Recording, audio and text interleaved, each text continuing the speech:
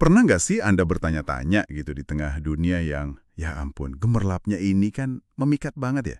Gimana caranya kita bisa jaga iman tetap kuat, terus nemuin makna yang lebih dalam? Wah, pertanyaan bagus itu. Nah, kali ini kita mau bahas sumber yang bawa kita ke jantung surah Al-Kahfi.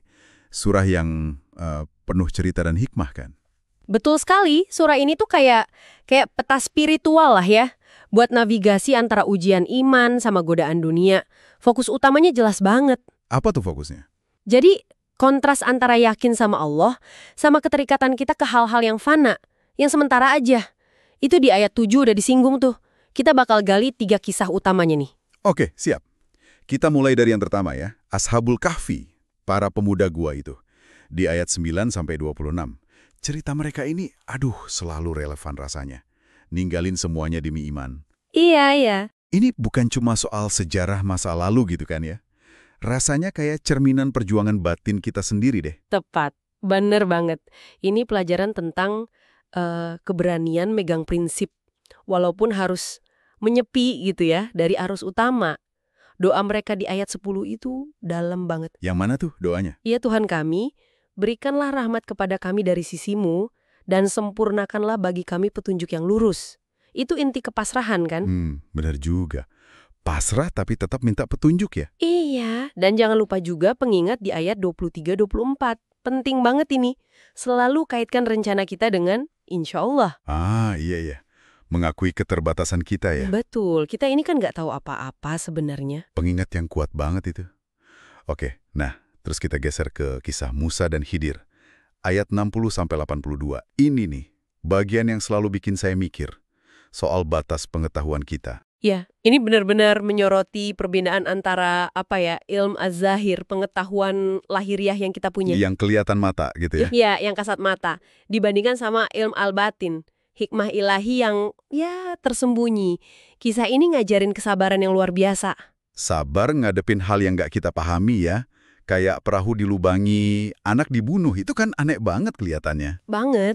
Aneh atau bahkan merugikan gitu kan kelihatannya di permukaan. Termasuk dinding yang diperbaiki tanpa minta upah itu. Tapi ternyata di baliknya ada kebijaksanaan yang lebih besar ya. Ini tantangan banget sih di zaman sekarang. Kita kan maunya semua jawaban cepet, instan. Gimana caranya nerima kalau ada hal yang emang di luar logika kita saat itu? Nah, itu dia pelajarannya. Kerendahan hati intelektual. Dan percaya sama rencana Allah gitu. Walaupun jalannya tuh kadang, misterius. Jadi percaya prosesnya ya, bukan cuma hasil yang kelihatan. Tepat sekali, percaya proses. Oke. Lanjut, yang ketiga ada Dzulkarnain. Ayat 83-98. Sosok pemimpin yang kuat, tapi juga soleh. Ini nunjukin kalau kekuasaan sama ketakwaan itu nggak harus musuhan gitu. Betul.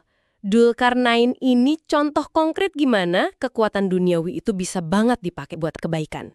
Asal, ya ada asalnya. Asalnya apa tuh?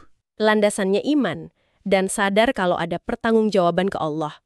Kuncinya itu ada di penggunaan cara yang benar buat tujuan yang benar. Di ayat 85, 89, 92 disebutin tuh. Oh iya, tentang mengambil sebab ya? Benar. Dan akhir kisahnya soal benteng Ya'juj Ma'juj itu dan kepasrahannya sama janji Allah di ayat 98 itu negasin lagi. Segala usaha manusia sehebat apapun ujungnya kembali ke kehendak Allah. Dan penutup surahnya di ayat 110 kayak ngerangkum semuanya lagi ya? Persis. Penegasan lagi soal keesaan Allah dan seruan buat beramal soleh murni karena Dia. Tanpa syirik. Itu bekal kita yang sebenarnya buat ketemu Sang Pencipta. Masya Allah.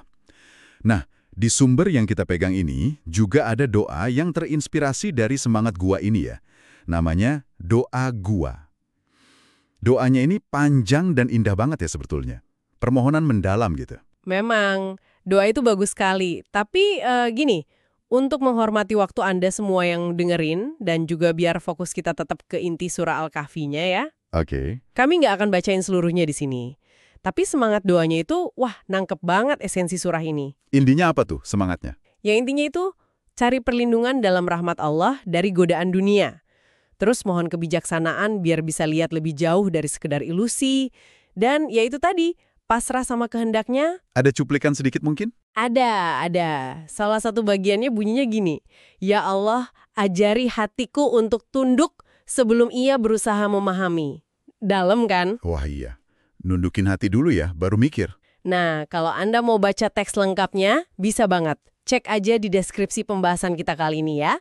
Oke, jadi kalau ditarik benang merahnya nih, dari Gua Para Pemuda, terus perjalanan Musa, sampai kekuasaan Dzulkarnain, intinya itu ujian iman dalam berbagai bentuk ya. Bisa dibilang gitu. Kisah-kisah ini bukan cuma cerita lama, tapi cermin buat kita sekarang. Cermin buat ngelihat apa nih? Ya, buat nantang kita supaya ngelihat lebih dari yang tampak aja, biar bisa nyimbangin urusan dunia sama akhirat. Dan yang paling penting, percaya sama kebijaksanaan Allah yang seringkali ya tersembunyi itu. Oke, mungkin sebagai penutup nih ya, ada pertanyaan buat kita renungkan bareng-bareng.